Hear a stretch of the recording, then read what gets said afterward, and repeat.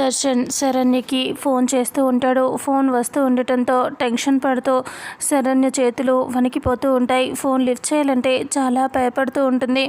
అంతలో phone lift చేసి hello అని అంటుంది. దర్శన్ ఏంటి ఫోన్ లిఫ్ట్ చేయట్లేదు, ఏంటి సంతకాలు చేసావా అని అంటూ కోపంగా అడుగుతాడు. అప్పుడే అది కాదండి, నేను చెప్పేది వినండి అంటే, ఏయ్ నువ్వు చెప్పేది నేనేం వినను, నేను చెప్పాను కదా, నువ్వు సంతకాలు చేసావా చేయలేదా డైవర్స్ పేపర్స్ మీద అని అడుగుతాడు గట్టిగా కోపంగా.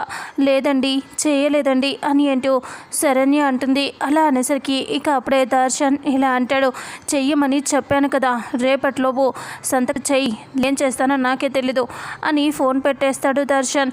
ఇక అప్పుడే శరణ్య ఏడుస్తూ ఉంటుంది. అంతలో వాళ్ళ అమ్మ అక్కడికి వచ్చి ఏమైందమ్మా అంటే సంతకాలు పెట్టమని ఫోర్స్ చేస్తున్నాడు అని చెప్పడంతో, నువ్వు మాత్రం ఆ సంతకాలు పెట్టకూడదమ్మా అని అంటూ గీత చెప్పి ఏడుస్తూ అక్కడి నుంచి వెళ్ళిపోతుంది. శరణ్య కూడా ఏడుస్తూ అక్కడే కింద కుప్పకూలిపోతుంది, బాగా కూర్చుంటుంది. దర్శన్ చాలా సీరియస్గా ఆలోచిస్తూ ఉంటాడు. అంతలో విశ్వనాథం ఆనంద భైరవికి ఫోన్ చేస్తాడు.